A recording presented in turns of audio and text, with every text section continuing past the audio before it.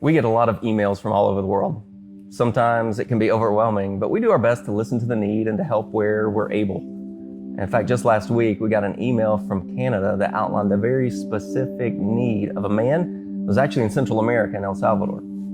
So I called this lady and she seemed shocked. She told me she sent out all these emails but hadn't heard a reply. But it seemed her problem or her ask was for her friend's brother who had a great need. It was a man that was, he was just at rock bottom spiritually. His family was going through it. They were facing lots of life's difficulties like we all do. His son had had a motorcycle accident, was in a hospital, and he was finding it difficult to get a surgical procedure. Believe it or not, his wife was on multiple waiting lists herself for procedures. He was feeling just the weight of the world on his shoulders, and his sister and friend couldn't get to him, and so they reached out. So I started asking questions, and I was surprised to learn that the man lives in a city where MMO has served many, many times.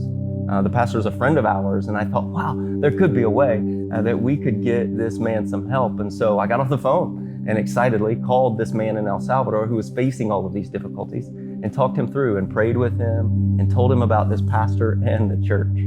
Connections were made, prayers were prayed, encouragement was passed out, God's love was shown. And I thought, well, even if we don't get this procedure right away, this man will know, he will know that people care and that God loves him. And that's it, it's in the Lord's hands.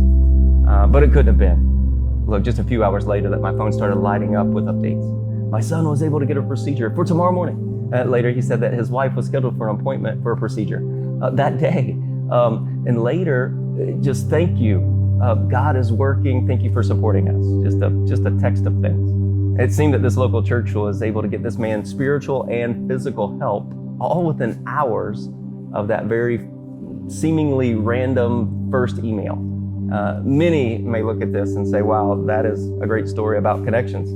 People who know people, who maybe know more people. But I would say it's more than that. It's about people who love, who know people who love, who know more people who love well. It's a perfect example of God's chain of grace or God's network of love. And really the highlight in the story isn't MMO. We're just doing what God has called us to do, which is loving the individual. Maybe it's not so much about the pastor and his church. They're doing what they do is loving others well.